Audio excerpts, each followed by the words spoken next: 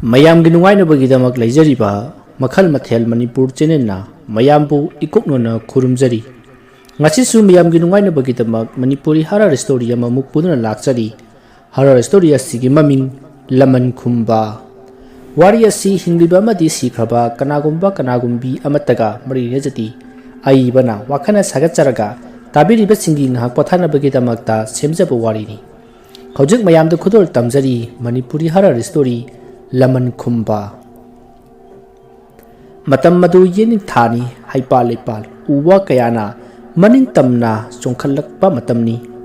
ꯄꯣꯏꯔꯩꯉꯥꯟꯕ ꯌꯥꯝꯅ ꯀꯟꯅ ꯃꯅꯤꯄꯨꯔꯗ ꯁꯤꯡꯒꯔ ꯑꯃ ꯑꯣꯏꯅ ꯐꯥꯎꯔꯛꯈꯤ. ꯃꯍꯥꯛ ꯑꯁꯤ ꯌꯥꯝꯅ ꯀꯟꯅ ꯍꯣꯠꯅꯖꯔꯛꯂꯒ ꯃꯁꯤꯒꯤ ꯐꯤꯕꯝꯁꯤ ꯌꯧꯖꯔꯛꯄꯅꯤ. ꯃꯥꯅ ꯑꯍꯥꯟꯕ ꯐꯥꯎꯗ꯭ꯔꯤꯉꯩꯗ ꯏꯁꯩ ꯀꯌꯥ ꯁ꯭ꯇꯦꯖꯇ ꯁꯛꯏ. ꯑꯗꯨꯕꯨ ꯃꯇꯝ ꯑꯗꯨꯗꯗꯤ ꯃꯌꯥꯝꯅ ꯃꯥꯕꯨ ꯈꯪꯕꯤꯗꯕꯅꯤꯅ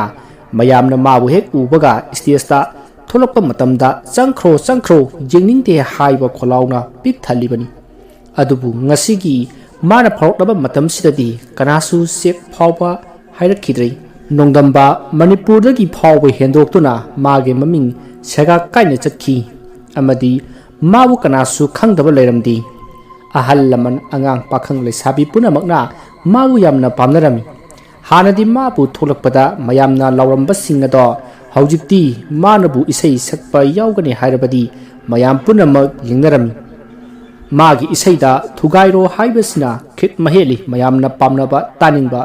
ꯊꯨꯒꯥꯏꯔꯣ ꯍꯥꯏꯔꯤꯕ ꯏꯁꯩ ꯑꯁꯤ ꯍꯦꯛ ꯔꯤꯂꯤꯁ ꯇꯧꯕꯒ ꯈꯪꯍꯧꯗꯦ ꯅꯣꯡꯃꯗ 100K ꯚ꯭ꯌꯨ ꯆꯠꯈꯤ. ꯃꯥꯅ ꯃꯔꯨ ꯑꯣꯏꯅ ꯐꯥꯎꯔꯤꯕꯁꯤ ꯊꯨꯒꯥꯏꯔꯣ ꯍꯥꯏꯔꯤꯕ ꯏꯁꯩ ꯑꯁꯤ ꯔꯤꯂꯤꯁ ꯇꯧꯕꯗꯒꯤ ꯍꯦꯟꯅ ꯃꯌꯥꯝꯅ ꯃꯥꯕꯨ ꯈꯪꯅꯈ꯭ꯔꯤꯕꯁꯤ ꯄꯣꯏꯔꯩꯉꯥꯟꯕ ꯅꯣꯡꯃꯒꯤ ꯅꯨꯃꯤꯠꯇ ꯉꯥꯏꯍꯥꯛ ꯐꯥꯎꯕ ꯃꯁꯥꯒꯤ ꯃꯊꯧ ꯇꯧꯕ ꯁꯪꯂꯝꯗꯦ.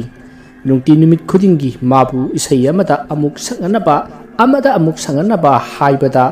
ꯉꯥꯏꯍꯥꯛ ꯐꯥꯎꯕ ꯊꯕꯛ ꯇꯧꯕ ꯁꯪꯗ꯭ꯔꯕꯅꯤ. ꯃꯥꯅ ꯀꯥꯔꯤꯕ ꯀꯣꯂꯦꯖ ꯑꯁꯤꯗ ꯃꯥꯒ ꯌꯥꯅꯗꯕ ꯃꯤꯑꯣꯏ ꯈꯔ ꯂꯩ. ꯍꯦꯛ ꯊꯦꯡꯅꯕ ꯈꯨꯗꯤꯡꯒꯤ ꯋꯥꯗꯤ ꯉꯥꯡꯅꯗꯦ. ꯃꯃꯤꯠ ꯈꯥꯅ ꯌꯦꯡꯅꯔꯒ ꯑꯗꯨꯝ ꯆꯠꯅꯩ. ꯅꯣꯡꯃ ꯄꯣꯏꯔꯩꯉꯥꯟꯕꯒ ꯌꯥꯅꯗꯕ ꯃꯤꯑꯣꯏꯁꯤꯡ ꯑꯗꯨꯅ ꯋꯥ ꯇꯥꯅꯈꯤ. ꯚꯥꯏ, ꯍꯟꯗꯛ ꯀꯛꯆꯤꯡꯗ ꯏꯁꯩ ꯑꯃ ꯇꯧꯒꯗꯕꯗꯨ ꯄꯣꯏꯔꯩꯉꯥꯟꯕꯁꯨ ꯌꯥꯎꯏ ꯍꯥꯏꯔꯤꯅꯦ. ꯃꯁꯤꯗ ꯑꯃꯅ ꯑꯃꯨꯛ ꯑꯗꯨꯗꯤ ꯇꯥꯟ ꯌꯥꯝ ꯆꯥꯔꯦꯅꯦ. ꯄꯥꯏꯈꯣꯝꯕ, ꯅꯪꯒꯗꯤ ꯄꯣꯏꯔꯩꯉꯥꯟꯕꯒ ꯌꯥꯅꯗ꯭ꯔꯤꯁꯦ ꯑꯩꯈꯣꯏꯒꯗꯤ ꯀꯔꯤꯝꯇ ꯇꯧꯅꯗꯦ. ꯑꯩꯈꯣꯏꯁꯨ ꯅꯪꯒ ꯇꯤꯟꯅꯔꯨꯕꯗꯒꯤ ꯅꯪꯒꯤ ꯃꯇꯦꯡ ꯄꯥꯡꯕꯒꯤ ꯋꯥꯅꯤ. ꯅꯠꯇ꯭ꯔꯗꯤꯕ ꯀꯔꯤꯒꯤ ꯈꯠꯅꯗꯣꯏꯅꯣ? ꯑꯩꯗꯤ ꯄꯣꯏꯔꯩꯉꯥꯟꯕꯒꯕꯨ ꯇꯤꯟꯅꯅꯤꯡꯉꯤꯅꯦ. ꯃꯥꯗꯤ ꯍꯧꯖꯤꯛ ꯃꯅꯤꯄꯨꯔꯗ ꯅꯠꯇꯅ ꯑꯇꯣꯞꯄ ꯁ꯭ꯇꯦꯠꯁꯤꯡꯅꯁꯨ ꯈꯪꯈ꯭ꯔꯕꯅꯤ. ꯑꯩꯗꯤ ꯄꯣꯏꯔꯩꯉꯥꯟꯕꯒ ꯈꯠꯅꯅꯤꯡꯗꯦꯗ ꯚꯥꯏ. ꯃꯁꯤ ꯍꯥꯏꯔꯛꯄꯗ ꯄꯥꯏꯈꯣꯝꯕꯅ ꯌꯥꯝꯅ ꯁꯥꯎꯅ ꯈꯨꯝꯂꯛꯏ. ꯇꯨꯁꯣꯟꯅꯕ, ꯅꯪꯅ ꯍꯤꯡꯉꯤꯗꯨ ꯀꯩꯒꯤꯅꯣ? ꯅꯃꯥꯅ ꯅꯪꯕꯨ ꯄꯨꯏꯗꯨ ꯅꯪ ꯅꯊꯤꯕꯣꯡ ꯈꯛꯇꯃꯛ ꯆꯥꯅꯕ꯭ꯔꯣ? ꯑꯁꯤ ꯍꯥꯏꯕꯗ ꯃꯃꯥꯟꯅꯕ ꯑꯃꯗꯣ ꯈꯔ ꯁꯥꯎꯔꯛꯏ. ꯀꯩꯅꯣꯅꯦ ꯚꯥꯏ, ꯑꯩ ꯅꯪꯉꯣꯟꯗ ꯈꯠꯅꯕꯗꯨ ꯌꯥꯎꯔꯣꯏ ꯍꯥꯏꯈ꯭ꯔꯕꯣ? ꯅꯪꯒꯤ ꯋꯥꯉꯥꯡ ꯁꯉꯥꯡꯗꯨꯗꯤ ꯑꯩ ꯈꯔ ꯌꯥꯅꯤꯡꯗꯦ. ꯅꯪꯅ ꯅꯃꯥ ꯀꯥꯏꯅ ꯄꯜꯂꯤꯗꯨꯕꯨ ꯀꯩꯒꯤꯅꯣꯕ? ꯐꯔꯦ, ꯑꯩ ꯉꯁꯤꯗꯒꯤꯅꯦ ꯅꯪꯒ ꯑꯃꯨꯛ ꯍꯟꯅ ꯄꯨꯜꯂꯣꯏ. ꯀꯧꯁꯨ ꯀꯧꯔꯛꯀꯅꯣ. ꯉꯁꯤꯗꯒꯤ ꯂꯣꯏꯅꯔꯕꯅꯤ ꯈꯪꯉꯨ. ꯑꯁꯤ ꯍꯥꯏꯔꯝꯃꯒ ꯃꯃꯥꯟꯅꯕꯗꯣ ꯆꯠꯈꯤ. ꯄꯥꯏꯈꯣꯝꯕ ꯃꯁꯤ ꯇꯥꯕꯗ ꯌꯥꯝ ꯀꯥ ꯍꯦꯟꯅ ꯁꯥꯎꯔꯝꯃꯤ. ꯑꯁꯣꯝꯅ ꯂꯥꯎꯔꯛꯏ. ꯃꯤꯊꯤꯟꯒꯥꯏ, ꯅꯪꯕꯨ ꯑꯩꯈꯣꯏ ꯃꯌꯥꯝꯒ ꯄꯨꯜꯂꯒ ꯅꯕꯨꯛ ꯊꯟꯖꯕ ꯅꯠꯇ꯭ꯔꯣ? ꯑꯩꯈꯣꯏꯒ ꯄꯨꯟꯗ꯭ꯔꯕꯗꯤ ꯅꯃꯥ ꯂꯨꯈ꯭ꯔꯥꯕꯤ ꯍꯦꯟꯖꯥꯡ ꯅꯥꯄꯤ ꯌꯣꯟꯕꯗꯨꯅ ꯅꯪ ꯊꯥꯛꯄ ꯉꯝꯒꯗ꯭ꯔꯅꯦ? ꯑꯁꯤ ꯍꯥꯏꯔꯒ ꯃꯆꯤꯟꯒ ꯊꯤꯗꯨꯅ ꯆꯩꯈꯤ. ꯄꯥꯏꯈꯣꯝꯕꯒ ꯂꯩꯃꯤꯟꯅꯍꯧꯔꯤꯕ ꯃꯃꯥꯟꯅꯕ ꯃꯌꯥꯝ ꯑꯗꯨꯅꯁꯨ ꯍꯥꯏꯍꯧꯏ. ꯍꯧꯖꯤꯛꯇꯤ ꯐꯔꯦꯅꯦ. ꯃꯤꯅꯥꯏ ꯃꯆꯥ ꯃꯥꯕꯨ ꯑꯩꯈꯣꯏꯅ ꯂꯨꯅ ꯆꯥꯟꯅ ꯇꯧꯗꯨꯅ ꯂꯨꯈꯥ ꯀꯣꯝꯗꯒꯤ ꯆꯤꯡꯈꯠꯄꯤꯔꯛꯂꯒ ꯃꯕꯨꯛ ꯊꯜꯍꯟꯕꯤꯔꯦ. ꯑꯗꯨꯒ ꯍꯧꯖꯤꯛꯅ ꯑꯩꯈꯣꯏꯗ ꯑꯣꯟꯁꯤꯜꯂꯒ ꯆꯤꯛꯂꯗꯅ. ꯃꯁꯤꯗ ꯄꯥꯏꯈꯣꯝꯕꯅ ꯇꯞꯅ ꯁꯣꯜꯂꯤ. ꯐꯩ, ꯔꯣꯁꯟ, ꯅꯪ ꯑꯗꯨꯛ ꯌꯥꯝꯅ ꯄꯣꯡꯕ. ꯅꯪꯅ ꯀꯔꯤ ꯁꯪꯒ ꯂꯟ ꯊꯨꯝ ꯂꯩꯖꯗꯅ? ꯐꯩ, ꯈꯪꯒꯅꯤꯗꯅ ꯅꯪꯕꯨꯗꯤ. ꯄꯣꯏꯔꯩꯉꯥꯟꯕ ꯐꯨꯕ ꯂꯥꯏꯔꯤ, ꯅꯪ ꯑꯣꯏꯅ ꯍꯥꯠꯀ ꯇꯥꯕꯅꯤ. ꯑꯁꯤ ꯍꯥꯏꯔꯒ ꯃꯈꯣꯏ ꯃꯃꯥꯟꯅꯕ ꯃꯌꯥꯝ ꯃꯥꯅ ꯊꯣꯛꯄ ꯋꯥꯔꯤ ꯀꯌꯥ ꯍꯥꯏꯅꯔꯒ ꯌꯨ ꯊꯛꯄꯁꯨ ꯂꯣꯏꯔꯒ ꯃꯌꯨꯝꯗ ꯆꯠꯅꯈ꯭ꯔꯤ. ꯁꯣꯝꯗꯅ ꯀꯝꯗꯧꯔꯤ? ꯉꯁꯥꯏꯒꯤ ꯄꯥꯏꯈꯣꯝꯕꯒꯤ ꯃꯃꯥꯟꯅꯕ ꯔꯣꯁꯟꯗꯣ ꯃꯌꯨꯝꯗ ꯇꯨꯝꯕ ꯌꯥꯗ꯭ꯔꯤ. ꯋꯥꯈꯜ ꯀꯌꯥ ꯈꯜꯂꯤ. 마수 पाइखोम्बसे करेंब मीनो हाइबसे खंगलिबनी माना तपना सोली अइबु सिनखिबना फदौरिब्रा अइगिने हाइबदा कनासु लैत्रे अइना अमुक चतख्रबा मतुंग इमा लुख्राबी असिना अमुक कमदो होबा आसि हाइरगा मपु माबु निंजै हे नोंदंबा नंसु अइगी तौसिबु येंबा ngamलिब्रो इमुंगसिदा तौरीबसी इमा इसागिनी हाइबदा कनासु लेत्रे पाइखोंबोयना अमु इंगोंदा कयौरकपा अस आई सुबा करिनुंगी हाइजरुबनो अइबु पाइखोंबदा ngसाइगिदु फागी तौबने हाइरसिनाने अस यारोइने मबुक फटखिद्रबा अइगी पुनसिसे मागा पुल्लुबदगी पुनमक मांगलबनेबा असुमना मुरुम मुरुम सोलगा तुमखी नोंगाले रोशनगी ममादु मपांदा ब्रश तौरी मासु हौगटपगी मपांदा थोरई अदुगा ममादा हाय इमा ngasiदा इमानबा खरा उनरोगे फजना सेक्सिना लेरमु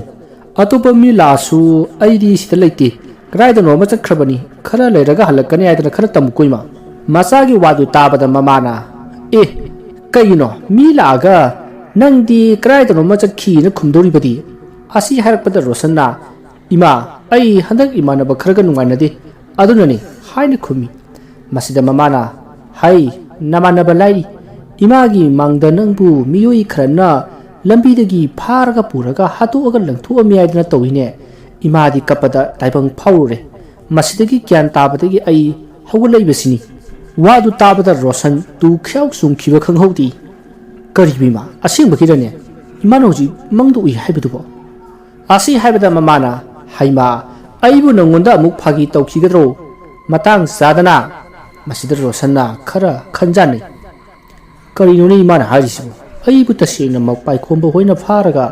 हतुलगा दुइजाला असुमना खल्ली मसिदा ममाना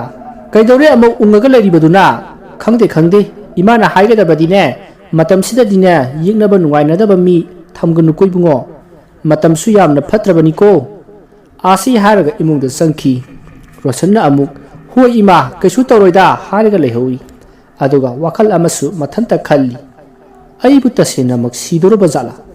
पाइखोंबो होइदी कैनोम तौबनिसे ममांगदसु आई यावरगा नुपी अमा हालुबदगी मोइगी मबुंगदुना पुलिसता पाउ पीबदगी पाइखोंबना मबुंगदुसु हाटखिबनी अस अइबु सेलौबना फद्रा कानादे आई ngasiba आ सिंगदा लेबा मामा होइदा मतम खर लेउरगे असी खल्लगा मसा सेंदोख्री मसिदगी अयुगी साक तोकलगा माना ममादा वाफम मसे हौदुई इमा आई सिंगदा लेबा अइखोइ मामा होइदा मतम खरा लेउरगे नत्रबदी आई सुम पाखलेदा मसिदा ममाना ए करिगिनोने इसाना पाखलिबो नंगना पाखलिबसी इमाना मंगी थौदोकतो तमलुबगिरने आसी हारपदा रोशनना इमा अदुसु लेरे आइगा हंदक नुंगाइनदे हारिबा इमानबदो यामना मरल मथुम लेबा पैसा नुसा पाइबा संगपंग यामना लेबा इमुंगी मसाने मखोइना आई थिरकलबदी आइनुबु करि तौबु ngमगनी इमा अदुननी आई ngasi mak chakhrage iba masida mamana amu hera ichadabu makoina kedojaba ngamgani isagi damak namana lukhrabi oirabasu ima leiribasidi masida rosanna amu ima madu yaroine makoina ibu sodina thirakani khangi matamduda aina yumsida sum leirabadi ai afaba amata oiroi aduga ima suda sa tagadoribani ima aduna aina yum masida leitrabadi aisu farani ima su karimta toraroi masida mamana amu fare fare isana yamna khudung thiningai oigadori haibani ne ngasimak nakhoi mamage manaktane nang chakro asum na haraga mama macha wari kaya su sanakhi rosanna loisellaga mama da khurumjaram laga magi gari ado thori mana asum thorokpada khalai ngasi kaksinda isai leibani poringan ba yawgani haibani makhoina poringan ba thingarabati soidana kainomadi tholagani aduna makhoina poringan bada karimta tawdringaida ai poringan bagi mafamda chalaga punamak hayrage asi khallaga mana chake tawrambado sattana single poringan bagi mayumda thorokhi asomna thorakpada lambida paikhom-bagi mamannaba amana uri adagi si rosan natro maduda amana amu bai paikhomba tu adagi si rosan natro ai mani ne hai lo tanza simang lagumsi asi haraga makhoi gari start tawraga thor'i masi rosannati khangdrabani adubu mangonda makhoina makutka yamna thillaga wari sanaba amadi makhogi gari do paikhombagi oirambaduda khangli magi manak tamna sida gari throklibasi paikhombani haiba rosanna khangkri ꯃꯁꯤꯗꯒꯤ ꯔꯣꯁꯟꯒꯤ ꯒꯥꯔꯤ ꯑꯗꯣ ꯑꯔꯣꯏꯕ ꯏꯁꯄꯤꯠꯇ ꯌꯥꯡꯅ ꯊꯧꯔꯒ singer ꯄꯣꯏꯔꯤꯡ ꯉꯥꯟꯕꯒꯤ ꯃꯌꯨꯝ ꯇꯝꯅ ꯊꯧꯔꯛꯏ ꯃꯥꯒꯤꯗꯤ ꯕꯥꯏꯛꯅꯤ ꯑꯗꯨꯒ ꯄꯥꯏꯈꯣꯝꯕ ꯍꯣꯏꯒꯤ ꯒꯥꯔꯤꯗꯤ ꯖꯤꯞꯅꯤ ꯒꯥꯔꯤ ꯃꯆꯥꯒ ꯑꯆꯧꯕꯒ ꯐꯅ ꯀꯟꯅ ꯊꯧꯔꯛꯄꯗ ꯀꯅꯥꯅꯕꯨ ꯌꯥꯡꯒꯅꯤ ꯑꯁꯤꯗꯒꯤ ꯄꯥꯏꯈꯣꯝꯕꯒꯤ ꯒꯥꯔꯤꯅ ꯑꯁꯨꯝ ꯅꯛꯁꯤꯜꯂꯛꯄꯗꯨꯗ ꯔꯣꯁꯟ ꯑꯃꯨꯛꯀ ꯍꯦꯟꯅ ꯄꯥꯈꯠꯈꯤꯗꯨꯅ ꯒꯥꯔꯤ ꯑꯗꯣ ꯑꯃꯨꯛꯀ ꯍꯦꯟꯅ ꯂꯩꯈꯠꯂꯒ ꯊꯧꯔꯛꯄꯗ ꯂꯝꯕꯤꯒꯤ ꯏꯁꯤꯡ ꯈꯔ ꯂꯩꯕ ꯑꯗꯨꯗ ꯁꯤꯠꯂꯒ ꯇꯨꯈꯤꯔꯝꯃꯤ ꯍꯦꯝꯂꯦꯠ ꯎꯞꯄꯅꯤꯅ ꯃꯀꯣꯛꯇꯗꯤ ꯁꯣꯛꯈꯤꯗ꯭ꯔꯤ ꯑꯗꯨꯒ ꯃꯁꯥꯗꯤ ꯂꯦꯡ ꯑꯣꯠꯄ ꯉꯝꯗ꯭ꯔꯤ ꯑꯁꯨꯝꯅ ꯂꯩꯔꯤꯉꯩ ꯃꯌꯥꯝꯁꯨ ꯆꯦꯟꯁꯤꯟꯅꯔꯛꯂꯒ ꯌꯦꯡꯉꯤ ꯑꯗꯨꯒ ꯄꯥꯏꯈꯣꯝꯕ ꯍꯣꯏꯅꯁꯨ ꯒꯥꯔꯤ ꯊꯧꯖꯤꯜꯂꯛꯂꯒ ꯃꯈꯣꯏꯁꯨ ꯌꯦꯡꯉꯤ ꯃꯇꯝ ꯑꯗꯨꯗ ꯄꯥꯏꯈꯣꯝꯕ ꯍꯣꯏꯅ ꯈꯟꯅꯩ ꯍꯥꯏ ꯁꯣꯏꯗ꯭ꯔꯦꯍꯦ ꯑꯩꯅ ꯍꯥꯏꯗ꯭ꯔꯣ ꯃꯁꯤꯒꯤ ꯒꯥꯔꯤꯁꯤ ꯔꯣꯁꯟꯒꯤ ꯁꯣꯏꯗꯅ ꯑꯣꯏꯔꯝꯒꯅꯤꯅ ꯍꯦꯝꯂꯦꯠ ꯎꯞꯄꯁꯤꯗ ꯃꯁꯛꯇꯣ ꯈꯪꯗ꯭ꯔꯕꯁꯨ ꯒꯥꯔꯤꯁꯤꯗ ꯆꯨꯝꯃꯤꯁꯤꯕ ꯌꯦꯡꯉꯨꯇꯨ ꯍꯧꯖꯤꯛꯇꯤ ꯔꯣꯁꯟꯁꯨ ꯆꯨꯝꯃꯦꯗꯅ ꯑꯁꯤ ꯈꯜꯂꯒ ꯃꯈꯣꯏ ꯀꯔꯤꯃꯠꯇ ꯋꯥ ꯉꯥꯡꯗꯅ ꯃꯌꯥꯝꯒꯤ ꯃꯇꯧ ꯌꯦꯡꯗꯨꯅ ꯂꯩ ꯃꯁꯤꯒꯤ ꯃꯇꯨꯡ ꯄꯥꯏꯈꯣꯝꯕ ꯍꯣꯏꯅ ꯃꯌꯥꯝ ꯁꯤ ꯑꯩꯈꯣꯏꯒꯤ ꯏꯃꯥꯟꯅꯕꯅꯤ ꯑꯩꯈꯣꯏꯒꯤ ꯒꯥꯔꯤ ꯑꯆꯧꯕꯒ ꯃꯥꯒꯤ ꯒꯥꯔꯤꯁꯤꯒ ꯊꯨꯅ ꯌꯧꯕ ꯇꯥꯟꯅꯁꯤ ꯍꯥꯏꯕꯗꯒꯤ ꯀꯟꯅ ꯊꯧꯔꯛꯄꯗ ꯏꯃꯥꯟꯅꯕꯁꯦ ꯁꯨꯃꯥꯏꯅ ꯊꯣꯛꯈꯤꯕꯅꯤ ꯑꯁꯤ ꯍꯥꯏꯅ ꯂꯥꯎꯔꯛꯏ ꯃꯁꯤꯗ ꯃꯌꯥꯝꯅ ꯍꯧꯖꯤꯛꯀꯥꯟꯒꯤ ꯑꯉꯥꯡꯁꯤꯡꯁꯤꯅ ꯒꯥꯔꯤ ꯀꯟꯅ ꯀꯟꯅ ꯊꯧꯕꯁꯤꯅ ꯌꯥꯔꯦ ꯌꯥꯔꯦ ꯃꯌꯥꯝ ꯃꯊꯣꯡ ꯆꯥꯕ ꯑꯉꯥꯡ ꯑꯃꯠꯇ ꯑꯣꯏꯔꯝꯃꯣꯏ ꯍꯥꯏꯔꯒ ꯃꯌꯥꯝꯁꯨ ꯆꯠꯅꯈ꯭ꯔꯦ ꯔꯣꯁꯟ ꯈꯔꯗꯤ ꯒ꯭ꯌꯥꯟ ꯇꯥꯔꯤ ꯃꯥꯅ ꯍꯥꯏꯒꯗꯕꯁꯨ ꯈꯔ ꯀꯟꯅ ꯒꯥꯔꯤ ꯁꯣꯛꯈꯤꯕꯗꯒꯤ ꯋꯥ ꯉꯥꯡꯕ ꯉꯝꯈꯤꯗꯕꯅꯤ ꯑꯁꯨꯝꯅ ꯇꯧꯔꯒ ꯄꯥꯏꯈꯣꯝꯕꯒꯤ ꯀꯥꯡꯕꯨꯅ ꯃꯥꯕꯨ ꯃꯈꯣꯏꯒꯤ ꯒꯥꯔꯤꯗ ꯍꯥꯞꯀꯠꯂꯒ ꯄꯨꯔꯛꯏ ꯃꯥꯒꯤ ꯒꯥꯔꯤ ꯃꯆꯥ ꯑꯗꯨꯁꯨ ꯃꯃꯥꯟꯅꯕ ꯑꯃꯅ ꯊꯧꯔꯒ ꯂꯥꯛꯏ ꯑꯁꯨꯝꯅ ꯄꯥꯏꯈꯣꯝꯕꯒꯤ ꯀꯥꯡꯕꯨꯅ ꯅꯝꯊꯥꯛ ꯇꯧꯗꯨꯅ ꯃꯌꯥꯝꯗꯒꯤ ꯔꯣꯁꯟꯕꯨ ꯄꯨꯔꯛꯂꯕ ꯃꯇꯨꯡ ꯒꯥꯔꯤ ꯊꯧꯅ ꯊꯧꯅ ꯔꯣꯁꯟꯒꯤ ꯃꯀꯣꯛꯇ ꯎꯞꯂꯤꯕ ꯍꯦꯝꯂꯦꯠ ꯑꯗꯨꯕꯨ ꯂꯧꯊꯣꯛꯏ ꯑꯗꯨꯒ ꯔꯣꯁꯟꯅ ꯂꯦꯡꯕꯣꯏ ꯒ꯭ꯌꯥꯟ ꯇꯥꯕꯣꯏ ꯇꯧꯕ ꯑꯗꯨꯗ ꯃꯈꯣꯏꯅ ꯋꯥꯍꯪ ꯀꯌꯥ ꯍꯪꯕ ꯍꯧꯔꯛꯏ ꯄꯥꯏꯈꯣꯝꯕꯅ ꯔꯣꯁꯟ ꯀꯩꯅꯣ ꯅꯪꯅ ꯇꯧꯔꯤꯁꯦ ꯅꯪꯕꯨ ꯑꯩꯅ ꯑꯁꯨꯛ ꯀꯨꯏꯅ ꯄꯨꯜꯂꯒ ꯑꯗꯨꯝꯅ ꯅꯪꯅ ꯇꯧꯔꯛꯀꯅꯤ ꯍꯥꯏꯕꯁꯤꯗꯤ ꯄꯨꯟꯁꯤꯗ ꯐꯥꯎꯕ ꯈꯜꯂꯨꯗꯕꯅꯤ ꯍꯨꯏꯅꯥꯎ ꯃꯆꯥ ꯆꯥꯎꯅꯕ ꯌꯣꯛꯂꯒ ꯃꯄꯨ ꯆꯤꯛꯏ ꯍꯥꯏꯕꯗꯣ ꯅꯪ ꯇꯧꯔꯦꯅꯦ ꯑꯗꯨꯕꯨ ꯅꯪꯅ ꯉꯁꯤ ꯑꯩꯒꯤ ꯃꯥꯌꯣꯛꯇ ꯂꯥꯛꯂꯕꯅꯤꯅ ꯅꯪꯁꯨ ꯈꯪꯉꯤꯕ ꯉꯥꯏ ꯄꯥꯏꯈꯣꯝꯕ ꯀꯅꯥꯅꯣ ꯍꯥꯏꯕꯁꯤ ꯑꯩꯈꯣꯏꯅ ꯁꯤꯡꯒꯔ ꯄꯣꯏꯔꯤꯡ ꯉꯥꯟꯕꯕꯨ ꯃꯥꯡꯍꯟꯅꯕ ꯇꯧꯕꯁꯤ ꯅꯪꯅ ꯃꯉꯣꯟꯗ ꯄꯥꯎ ꯄꯤꯒꯅꯤ ꯍꯥꯏꯕꯁꯦ ꯑꯩ ꯍꯥꯟꯅ ꯈꯪꯉꯤ ꯃꯥꯗꯤ ꯂꯥꯏꯔꯤ ꯑꯗꯨ ꯀꯨꯏꯅ ꯄꯨꯜꯂꯛꯂꯒ ꯃꯔꯨꯞꯀꯤ ꯊꯥꯖꯕꯁꯨ ꯃꯥꯡꯍꯟꯕ ꯅꯪꯗꯤ ꯑꯩꯅ ꯀꯩꯗꯧꯅꯨꯡꯗ ꯍꯤꯡꯅ ꯊꯝꯃꯣꯏ ꯉꯁꯤꯃꯛ ꯅꯪ ꯆꯠꯂꯣꯅꯦꯀꯣ ꯅꯃꯥ ꯂꯨꯈ꯭ꯔꯥꯕꯤꯗꯨꯁꯨ ꯅꯪꯅ ꯁꯤꯈ꯭ꯔꯕ ꯃꯇꯨꯡ ꯂꯥꯏꯔꯝꯂꯦꯟꯗ ꯑꯃꯨꯛ ꯊꯥꯔꯛꯀꯦ ꯅꯕꯥꯅꯤ ꯊꯦꯡꯅꯖꯧ ꯑꯁꯤ ꯍꯥꯏꯔꯒ ꯄꯥꯏꯈꯣꯝꯕ ꯃꯥꯒꯤ ꯀꯥꯡꯕꯨ ꯄꯨꯂꯞ ꯅꯣꯛꯏ ꯃꯁꯤꯗ ꯔꯣꯁꯟꯅ ꯍꯥꯏꯔꯛꯏ ꯄꯥꯏꯈꯣꯝꯕ ꯑꯩꯁꯨ ꯈꯪꯉꯤ ꯅꯪ ꯏꯅꯥꯛ ꯀꯩꯔꯥꯛ ꯈꯨꯟꯕ ꯁꯦꯟꯖꯥꯎ ꯄꯥꯏꯕ ꯃꯟꯇ꯭ꯔꯤ ꯀꯌꯥꯒ ꯃꯔꯤ ꯂꯩꯅꯕ ꯑꯆꯧꯕ ꯀꯟꯇ꯭ꯔꯦꯛꯇꯔ ꯑꯃꯒꯤ ꯃꯆꯥꯅꯤ ꯍꯥꯏꯕ ꯑꯩ ꯈꯪꯉꯤ ꯑꯗꯨꯕꯨ ꯑꯩ ꯅꯪꯒ ꯄꯨꯅꯤꯡꯗꯕꯒꯤ ꯅꯪꯉꯣꯟꯗꯒꯤ ꯂꯥꯞꯊꯣꯛꯄ ꯅꯠꯇꯦ ꯄꯥꯏꯈꯣꯝꯕ ꯅꯪꯅ ꯀꯔꯤꯒꯤꯅꯣ ꯁꯤꯡꯒꯩ ꯄꯣꯏꯔꯩ ꯉꯥꯟꯕꯕꯨ ꯃꯥꯡꯍꯟꯅꯕ ꯇꯧꯔꯤꯕꯁꯤꯕꯣ ꯅꯪꯅ ꯃꯥꯕꯨ ꯐꯨꯔꯒ ꯍꯥꯠꯂꯒ ꯅꯪꯒꯤ ꯑꯄꯦꯟꯕꯁꯤ ꯀꯔꯤꯅꯣ ꯃꯁꯤꯗ ꯄꯥꯏꯈꯣꯝꯕꯅ ꯍꯥꯏꯔꯛꯏ ꯑꯩ ꯑꯗꯨ ꯑꯣꯏꯅ ꯃꯥ ꯍꯥꯠꯀꯦꯔꯥ ꯇꯨꯞꯀꯦꯔꯥ ꯅꯪꯒꯤ ꯅꯊꯧ ꯀꯔꯤ ꯂꯩꯒꯦ ꯀꯥꯟꯅꯗꯦ ꯔꯣꯁꯟ ꯅꯪꯅ ꯅꯤꯡꯖꯅꯤꯡꯕ ꯂꯥꯏ ꯒꯨꯔꯨ ꯀꯌꯥ ꯁꯣꯟꯖꯔꯣ ꯅꯪꯕꯨ ꯀꯟꯕ ꯂꯥꯛꯄ꯭ꯔꯥ ꯌꯦꯡꯁꯤꯅꯦ ꯃꯁꯤ ꯍꯥꯏꯔꯒ ꯑꯃꯨꯛ ꯃꯌꯥꯝꯗꯣ ꯅꯣꯛꯏ ꯔꯣꯁꯟ ꯊꯃꯣꯏꯗꯗꯤ ꯑꯆꯥꯛꯄ ꯃꯩꯅ ꯃꯩꯍꯧꯔꯛꯄꯒꯨꯝ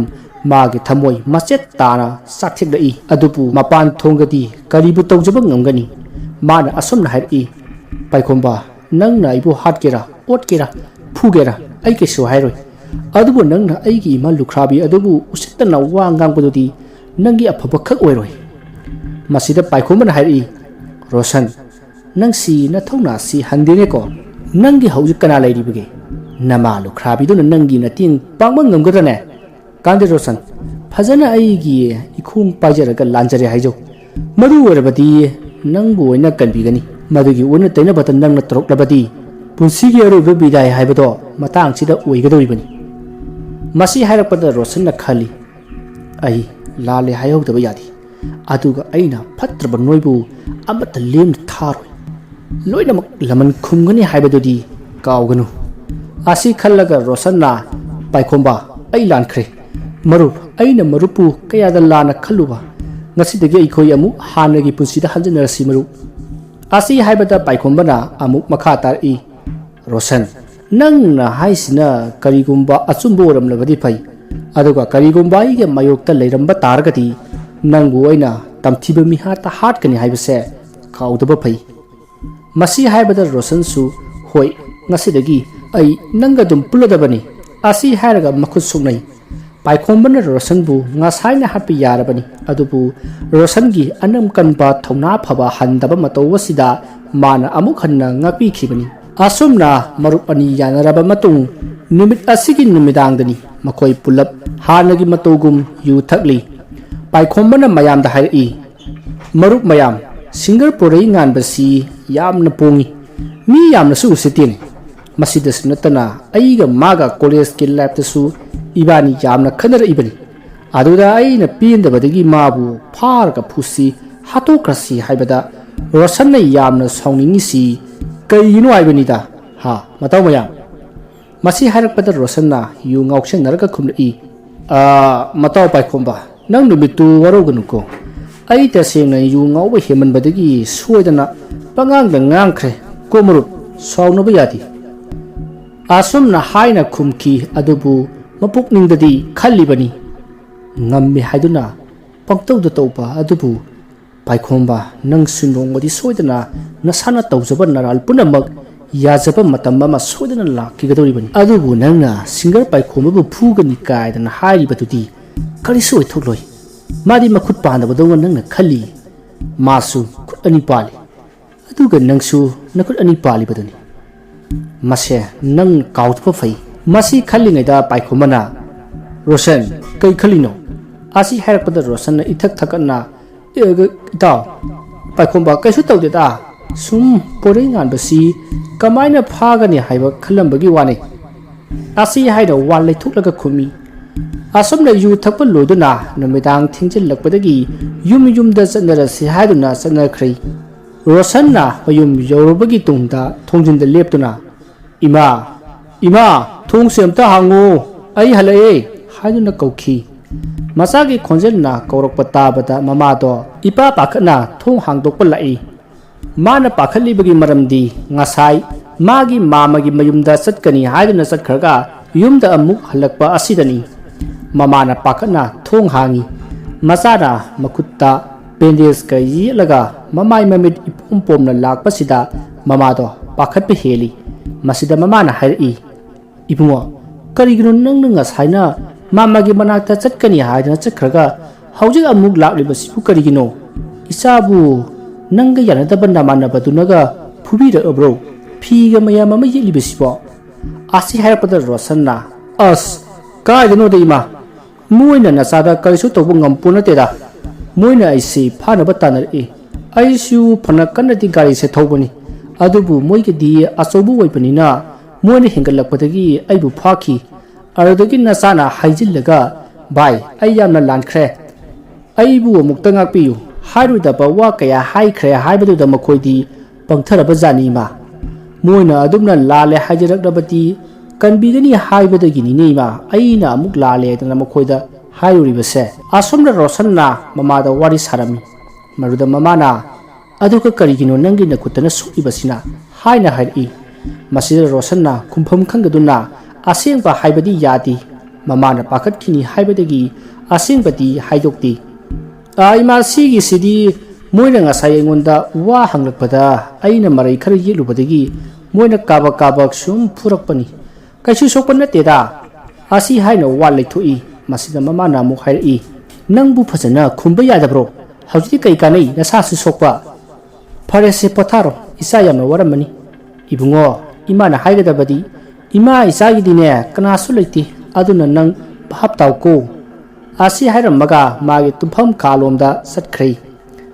asumna tumkharba matung mathangi nongan badani Roshan ayuk nganna hogatuna makoi ki leikai gi mama thokliba amaiba dananjoi gi manakta lai mana lakpada amaiba dananjoi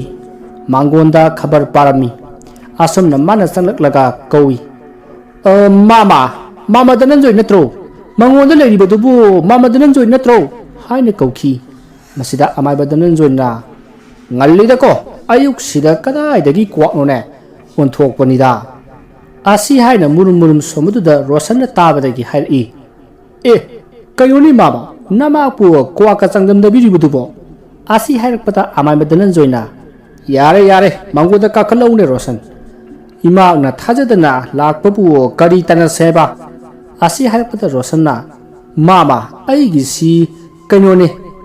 ꯀꯩꯅꯣ ꯁꯨꯃꯥꯏꯅ ꯍꯥꯏꯔꯒ ꯀꯩꯅꯣ ꯇꯧꯕ ꯑꯁꯨꯝꯅ iya ꯇꯧꯔꯒ ꯂꯩꯕ ꯑꯗꯨꯗ ꯑꯃꯥꯏꯕ ꯙꯅꯟꯖꯣꯏꯅ ihe ꯑꯣꯟꯊꯣꯛꯄꯅꯤꯗ ꯔꯣꯁꯟ ꯅꯪꯕꯨ ꯀꯔꯤꯅꯣ ꯍꯥꯏꯕꯗꯨ ꯀꯣꯛ ꯍꯥꯏꯔꯛꯎꯅꯦ ꯅꯪꯒꯤ ꯑꯄꯥꯝꯕꯗꯨ ꯗꯣꯡ ꯍꯦꯛꯇ ꯍꯥꯏꯌꯨ ꯍꯦꯔꯥ ꯅꯨꯄꯤꯒꯤ ꯃꯑꯣꯡ ꯍꯦꯛ ꯇꯧꯔꯗꯅ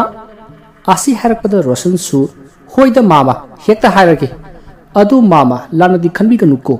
ꯅꯃꯥꯛꯅ ꯉꯁꯤ ꯍꯥꯏꯖꯒꯗꯧꯔꯤꯕ ꯑꯁꯦ ꯑꯔꯥꯏꯕꯗꯤ ꯅꯠꯇꯦ ꯋꯥꯗꯨ ꯇꯥꯕꯗ ꯑꯃꯥꯏꯕ ꯙꯅꯟꯖꯣꯏꯅ ꯀꯔꯤꯒꯤ ꯂꯥꯟꯅ ꯈꯟꯒꯗꯧꯔꯤꯕꯅꯣꯅꯦ ꯏꯃꯥꯛꯅ ꯄꯥꯝꯕꯗꯨ ꯗꯣꯡ ꯍꯦꯛꯇ ꯍꯥꯏꯌꯨ ꯅꯪ ꯃꯥꯃ ꯂꯩꯔꯤꯕꯁꯤꯗꯤ ꯑꯁꯤ ꯍꯥꯏꯔꯛꯄꯗ ꯔꯣꯁꯟꯅ ꯃꯥꯃꯥ ꯑꯩꯁꯨ ꯑꯃꯥꯏꯕ ꯇꯝꯖꯔꯒꯦ ꯍꯥꯏꯖꯒꯦꯗꯅ ꯇꯧꯖꯕꯅꯤꯗ ꯃꯥꯃꯥ ꯑꯁꯤ ꯍꯥꯏꯔꯛꯄꯗ ꯑꯃꯥꯏꯕ ꯙꯅꯟꯖꯣꯏꯅ ꯇꯞꯅ ꯃꯨꯟꯅ ꯌꯦꯡꯂꯒ ꯍꯥꯏꯔꯛꯏ ꯀꯔꯤꯒꯤꯅꯣ ꯔꯣꯁꯟ ꯅꯪꯅ ꯑꯃꯥꯏꯕ ꯑꯣꯏꯅꯤꯡꯂꯤꯕꯗꯤ ꯑꯩꯈꯣꯏ ꯑꯃꯥꯏꯕꯒꯤ ꯃꯟꯇ꯭ꯔ ꯂꯩꯋꯥꯁꯤꯡꯁꯤ ꯌꯥꯝꯅ ꯂꯨꯏꯅꯩ ꯀꯅꯥꯅ ꯈꯪꯒꯅꯤ ꯅꯪꯁꯨ ꯑꯃꯥꯏꯕ ꯑꯣꯏꯔꯦꯗꯅ ꯈꯜꯂꯣ ꯅꯪꯅ ꯂꯩꯋꯥꯁꯤꯡ ꯑꯁꯤꯕꯨ ꯈꯪꯗꯣꯛꯈ꯭ꯔꯒ ꯐꯠꯇꯕ ꯂꯣꯝꯗ ꯁꯤꯖꯤꯟꯅꯔꯛꯂꯕꯗꯤ ꯑꯩꯗꯤ ꯂꯣꯏꯔꯦꯍꯦ ꯔꯣꯁꯟ ꯍꯥꯏꯔꯛꯑꯣ ꯅꯪꯅ ꯑꯃꯥꯏꯕ ꯇꯝꯅꯤꯡꯂꯛꯂꯤꯕ ꯑꯁꯤꯕꯨ ꯀꯔꯤ ꯀꯔꯝꯕ ꯋꯥꯈꯜꯗꯒꯤꯅꯣꯅꯦ ꯍꯥꯏꯔꯛꯎꯅꯦ ꯃꯗꯨꯗ ꯔꯣꯁꯟꯅ ꯃꯥꯃꯥ ꯅꯃꯥꯛꯀꯤ ꯋꯥꯔꯤꯁꯤ ꯁꯥꯡꯗꯤ ꯌꯥꯝꯅ ꯁꯥꯡꯉꯦ ꯐꯠꯇꯕ ꯁꯥꯒꯤ ꯋꯥꯈꯜ ꯈꯟꯕ ꯃꯁꯥꯅ ꯉꯝꯃꯦ ꯈꯟꯕ ꯑꯩꯒꯤ ꯏꯃꯥꯟꯅꯕ ꯈꯔ ꯂꯩ ꯃꯈꯣꯏꯁꯤꯡꯗꯣ ꯑꯩꯅ ꯄꯔꯥ ꯑꯃ ꯇꯝꯕꯤꯒꯦ ꯇꯧꯕꯅꯤ ꯑꯗꯨꯒ ꯃꯥꯃꯥ ꯅꯃꯥꯛꯁꯤ ꯉꯔꯥꯡ ꯑꯔꯣꯏꯕ ꯕꯤꯗꯥꯏ ꯄꯤꯔꯝꯒꯗꯧꯕ ꯈꯖꯤꯛꯇ ꯉꯥꯏꯕꯅꯤ ꯑꯗꯨꯕꯨ ꯂꯥꯏꯕꯛ ꯐꯕꯗꯒꯤ ꯍꯤꯡꯍꯧꯔꯦꯗꯅ ꯑꯁꯤ ꯍꯥꯏꯔꯛꯄꯗ ꯑꯃꯥꯏꯕ ꯙꯅꯟꯖꯣꯏꯅ ꯀꯃꯥꯏꯅ ꯇꯧꯔꯤꯕꯅꯣꯅꯦ ꯃꯈꯥ ꯇꯥꯔꯛꯎꯅꯦ ꯑꯁꯤ ꯍꯥꯏꯗꯨꯅ ꯌꯥꯝꯅ ꯈꯪꯅꯤꯡꯅ ꯍꯪꯂꯛꯄ ꯑꯁꯤꯗ ꯔꯣꯁꯟꯅ ꯃꯈꯥ ꯇꯥꯔꯛꯏ ꯃꯥꯅ ꯉꯔꯥꯡ ꯄꯥꯏꯈꯣꯝꯕ ꯍꯣꯏꯒꯤ ꯀꯥꯡꯕꯨꯅ ꯃꯥꯕꯨ ꯐꯥꯔꯒ ꯇꯧꯈꯤꯕ ꯍꯥꯏꯔꯛꯈꯤꯕ ꯃꯈꯣꯏꯅ ꯇꯧꯕ ꯐꯠꯇꯕ ꯊꯕꯛ ꯈꯨꯗꯤꯡꯃꯛ ꯍꯥꯏꯔꯛꯄꯗ ꯑꯃꯥꯏꯕ ꯙꯅꯟꯖꯣꯏꯅ ꯑꯗꯨꯗꯤ ꯅꯪꯅ ꯄꯥꯝꯂꯤꯕꯁꯤ ꯃꯈꯣꯏꯁꯤ ꯍꯥꯠꯄꯁꯤꯔꯥ ꯑꯁꯤ ꯍꯥꯏꯔꯛꯄꯗ ꯔꯣꯁꯟꯅ ꯃꯥꯅꯤ ꯃꯥꯃꯥ ꯃꯈꯣꯏꯁꯦ ꯁꯦꯟꯖꯥꯎ ꯄꯥꯏꯕꯒꯤ ꯃꯆꯥꯅꯤ ꯍꯥꯏꯗꯅ ꯌꯥꯝꯅ ꯉꯛ ꯊꯦꯛꯀꯠꯂꯤ ꯑꯩꯒꯤ ꯏꯃꯥ ꯂꯨꯈ꯭ꯔꯥꯕꯤꯁꯤꯕꯨ ꯌꯥꯝꯅ ꯎꯁꯤꯠꯇꯅ ꯉꯥꯡꯉꯤ ꯑꯁꯣꯝꯅ ꯔꯣꯁꯟꯅ ꯅꯨꯡꯉꯥꯏꯇꯅ ꯄꯥꯎ ꯇꯝꯂꯛꯄ ꯑꯁꯤꯗ ꯑꯃꯥꯏꯕ ꯙꯅꯟꯖꯣꯏꯅ ꯍꯥꯏꯔꯛꯏ ꯍꯣꯏꯗ ꯏꯃꯥꯛꯁꯤꯗꯤ ꯀꯔꯤꯁꯨ ꯈꯜꯂꯨꯅꯨ ꯍꯣꯔꯦꯟ ꯅꯨꯃꯤꯗꯥꯡ ꯋꯥꯏꯔꯝꯁꯦ ꯂꯥꯏ ꯑꯃ ꯈꯣꯏꯔꯨꯝꯃꯒ ꯅꯪꯒꯤ ꯑꯃꯥꯏꯕ ꯇꯝꯕꯗꯨ ꯍꯧꯕ ꯌꯥꯔꯒꯅꯤꯀꯣ ꯑꯁꯤ ꯍꯥꯏꯔꯛꯄꯗ ꯔꯣꯁꯟ ꯑꯗꯨꯛꯀꯤ ꯃꯇꯤꯛ ꯍꯔꯥꯎꯖꯩ ꯃꯁꯤꯗꯒꯤ ꯃꯥꯃꯥ ꯑꯩ ꯆꯠꯆꯔꯒꯦ ꯍꯣꯔꯦꯟ ꯂꯥꯛꯆꯔꯒꯦ ꯑꯁꯤ ꯍꯥꯏꯔꯝꯂꯒ ꯃꯈꯣꯡ ꯁꯣꯛꯅ ꯈꯣꯏꯔꯨꯝꯖꯔꯝꯂꯒ ꯆꯠꯈꯤ ꯑꯃꯥꯏꯕ ꯙꯅꯟꯖꯣꯏ ꯑꯔꯥꯏꯕ ꯑꯃꯥꯏꯕ ꯅꯠꯇꯦ ꯑꯃꯥꯏꯕ ꯑꯇꯩꯅ ꯇꯧꯕ ꯉꯝꯗꯕ ꯊꯕꯛ ꯀꯌꯥ ꯃꯥꯅ ꯇꯧꯕ ꯉꯝꯂꯤꯕꯅꯤ ꯑꯇꯣꯞꯄ ꯂꯥꯌꯦꯡꯕ ꯉꯝꯗ꯭ꯔꯕ ꯂꯥꯏꯒꯤ ꯑꯣꯏꯕ ꯊꯧꯔꯝ ꯃꯥꯅ ꯂꯥꯌꯦꯡ ꯃꯥꯕꯨ ꯃꯌꯥꯝꯅ ꯅꯦꯛꯅꯔꯝꯃꯤ ꯑꯗꯨꯕꯨ ꯍꯧꯖꯤꯛꯇꯤ ꯑꯍꯜ ꯃꯇꯝ ꯑꯣꯏꯁꯤꯜꯂꯛꯄꯗꯒꯤ ꯃꯥꯅ ꯃꯌꯥꯝꯗ ꯑꯩ ꯑꯃꯥꯏꯕ ꯇꯣꯛꯆꯔꯦ ꯍꯥꯏꯕꯗꯒꯤ ꯃꯌꯥꯝꯅ ꯃꯥꯕꯨ ꯀꯧꯅꯈꯤꯗ꯭ꯔꯕꯅꯤ ꯔꯣꯁꯟ ꯆꯠꯈ꯭ꯔꯕ ꯃꯇꯨꯡ ꯃꯥꯅ ꯁꯣꯜꯍꯧꯏ ꯅꯔꯥꯏꯕꯛ ꯊꯤꯗ ꯏꯕꯨꯡꯉꯣ ꯔꯣꯁꯟꯒ ꯌꯦꯡꯊꯤꯅꯔꯤꯕ ꯅꯈꯣꯏꯁꯦ ꯑꯃꯠꯇ ꯍꯤꯡꯗꯣꯏꯗꯧꯔꯤ ꯔꯣꯁꯟ ꯑꯉꯥꯡ ꯑꯣꯏꯔꯤꯉꯩꯗꯒꯤ ꯍꯧꯅ ꯃꯥꯒꯤ ꯆꯀ꯭ꯔꯤꯗ ꯈꯥꯡꯕ ꯀꯅꯥꯁꯨ ꯉꯝꯗꯦ ꯅꯤꯡꯈꯤꯕꯗ ꯍꯣꯡꯗꯦ ꯀꯔꯝꯅꯣ ꯃꯁꯤ ꯈꯟꯅ ꯃꯈꯥ ꯇꯥꯅ ꯃꯍꯥꯛꯀꯤ ꯈꯕꯔ ꯑꯗꯣ ꯑꯃꯨꯛ ꯄꯥꯈꯤ ꯋꯥꯔꯤ ꯑꯁꯤꯒꯤ ꯑꯍꯥꯟꯕ ꯇꯥꯡꯀꯛ ꯃꯇꯥꯡ ꯑꯁꯤꯗ ꯂꯣꯏꯁꯤꯟꯖꯔꯤ ꯃꯊꯪꯒꯤ ꯇꯥꯡꯀꯛꯇ ꯀꯔꯤ ꯀꯝꯗꯧꯕꯒꯦ ꯍꯥꯏꯕꯗꯨ ꯃꯌꯥꯝ ꯄꯨꯟꯅ ꯉꯥꯏꯃꯤꯟꯅꯔꯁꯤ ꯃꯌꯥꯝꯕꯨ ꯑꯔꯣꯏꯕꯗ ꯑꯃꯨꯛꯀ ꯍꯟꯅ ꯈꯨꯔꯨꯝꯖꯔꯤ